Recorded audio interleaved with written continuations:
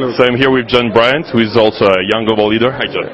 My honor. You're one of my heroes. Well, that's way too much. No. A few years ago, I'm very unimpressed with most stuff. Most people kind of underwhelm me, not overwhelm me, underwhelm me. And 2 or 3 years ago, we were sitting around and you started rattling on about blogging, and you've got so much passion and energy. I said, yeah. And now you're like a crazy blogger too, right? 2 hours later, I had my blog up, and my wife said that I didn't go to sleep. The next day. You didn't go to sleep? Yeah, because my birthday was coming up soon after that, on February 6th. I think we had met, a few days before that. And so I actually I launched on my birthday this huge blog. I do it every day now. I love it. But tell us what you're doing, John, because except blogging, and then we talk about blogging again, but explain what you're doing, because you're entirely non-profit, right? And how do you help America? I basically, and we're now going into Africa, but basically, really? Yeah, I was a businessman who decided to take his business skills and to turn it into a nonprofit called Operation Hope, which I founded after the riots of '92 in Los Angeles, with the mission of making free enterprise and capitalism relevant to the poor, to make free enterprise and capitalism work for the poor. We call it civil rights. So from civil rights to silver rights. But the relevancy of blogging is that civil rights was really waged in the streets. Right. But silver rights will be waged in... Do you know this guy? Huh? Do you know this guy? No, I know him now. John Bryant? Hi, John. And now I introduce you to Yossi. You see, this is what our spirit is. You cross into amazing people all the time. So I was just podcasting John, but we can do one after. Broadcasting because you're talking all the time. You don't give him a chance to talk. No, he was talking. I just wanted to introduce you guys. Talking. You know what he's doing? He's selling hope. That's very good, actually. He's creating hope. Very good. So John was explaining he's applying capitalism to help the poor, free enterprise. Can you carry on? Yeah. So if civil rights was waged if civil rights were really waged in the streets of America, silver rights, economic empowerment, will be waged in the suites of America and the world, the corporate suites, the boardrooms, the conference rooms, the teleconferences, memorandums of agreements, partnerships. Well, you're going to have to get to people in a different way in the 21st century. It's not going to be marching down streets. It's going to be podcasting. It's going to be blogging. It's going to be the internet. It's going to be education as the ultimate poverty eradication tool. So my question is, how do you make technology work for the poor? So how do you make it? Well, I mean, we found new ways to communicate and so I got people subscribing to my blog. When I go around the world and I give speeches, we push the speeches out through the blog, which then connects with iTunes, and they podcast my speeches over the internet. And it's all free. So we're not trying to make money on it. It's not about monetizing this. It's about really the democratization of credit. It's the democratization of empowerment. It's really giving people a hand up and not just a hand out. And that's digital empowerment. That's economic empowerment. So how do you get them started? I mean, that's amazing. It's terrific how much you share online with technology and blogs. But how do you actually help the poor? How do you get them started into capitalism? Because especially in my country, France, as you know, it's not very popular to say that capitalism, Well, I was booed. I was booed in your country. I gave a speech in 1998. You were booed? I was booed in 1998. Well, can you come back and I'll help? I'm coming. The Financial Times has asked me to come in March to give a speech. Okay. The same speech. Well, you have to tell me if you come to Paris, because I'll organize it. You're the first person I would call, of course. Thank you. Je t'aime. That's the only thing I can say. I got to work on it. But the issue of class and poverty, more than the issue of race and the color line, is what happened with Paris and those riots in Paris. That was not Islamic extremism. That was issues of class and poverty, and people who only feel French when they pay their taxes, and they don't feel French fraternity and French liberty and French economic empowerment, and they don't see themselves reflected in high society. Well, I'm going to come there and have a different message. I think you can do well and do good. You can do well by doing good. We've taught 200,000 children financial literacy. Teaching children checking. 200,000 financial literacy. Yeah. So you tell them accounting and... No, not accounting. Checking account. Okay. A savings account. The importance of credit and savings and investment in their lives. Basics.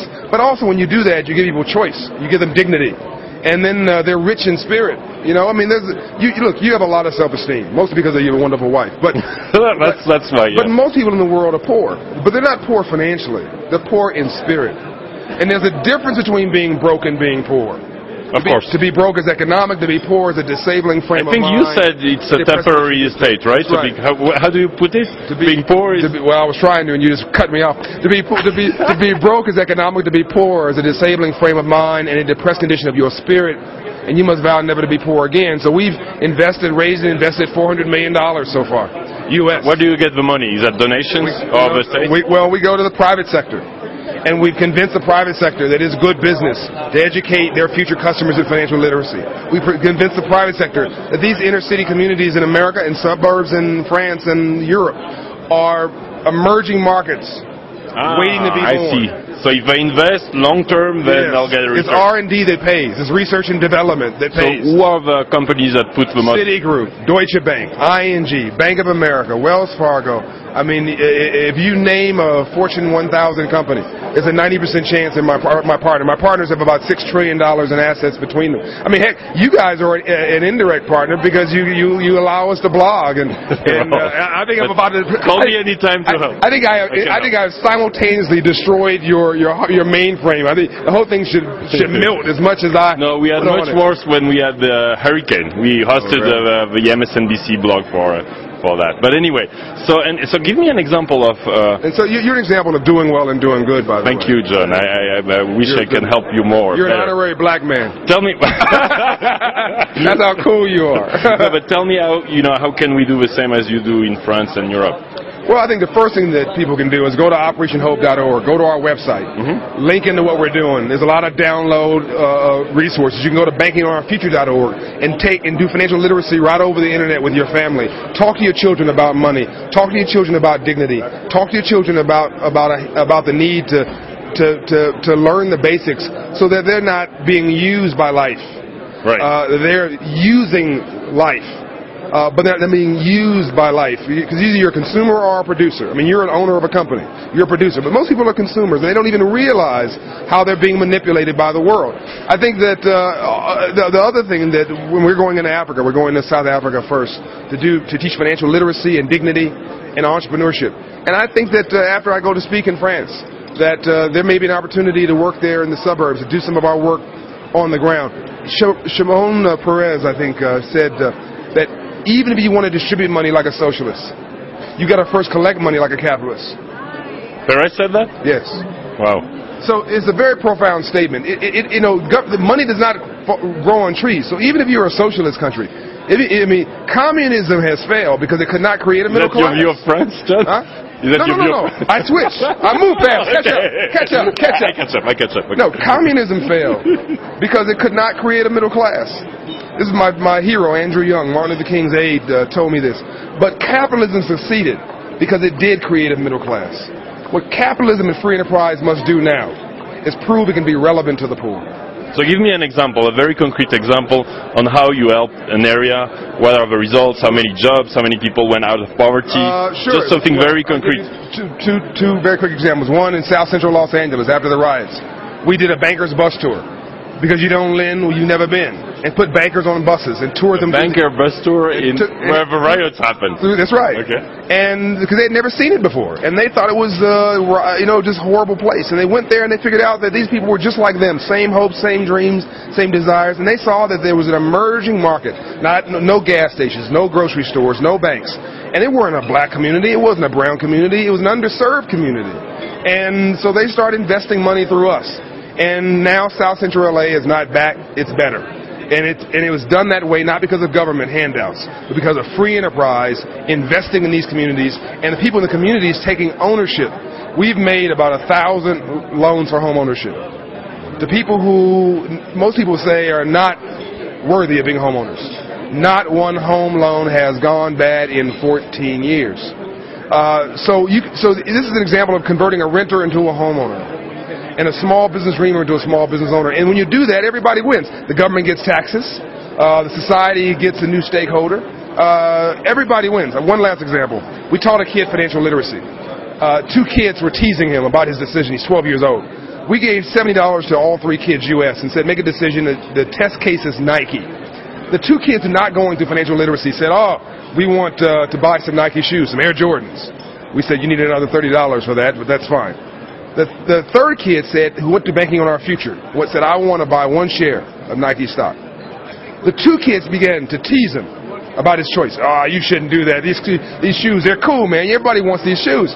The young man said, that's cool. I want you to buy those shoes. Because when you do, you're making me money. That's the difference between broke and being poor. That's rich in spirit. That young man was rich in spirit. His whole mindset shifted. And that's how you break the back of poverty. How many people do you have to help to do that? I mean, I'm going to educate 5 million low-wealth children in financial literacy. I mean your team. My team is going to educate 5 million low-wealth children. Listen to me. Okay. I listen to you. One person can make a difference. One person. One person. Martin Luther King did it. One person. Gandhi did it. Nelson Mandela did it. Mother Teresa did it. Cesar Chavez did it. One person can make a difference. 5 million children will be educated in financial literacy. We will fund $1 billion in low-wealth home ownership. We will recruit 1,000 of the world's largest companies, including French companies, to join our movement. In fact, Paribas is one of our partners. BNP Paribas and Bank of the West, their subsidiary, is one of our partners. We will spark a new movement around civil rights, not only in America, but around the world. Congratulations, John. No. Thanks. Because of you, because of blogging. I'm okay. I am somebody because of Luke. Well, no, that's wrong. Thanks, John.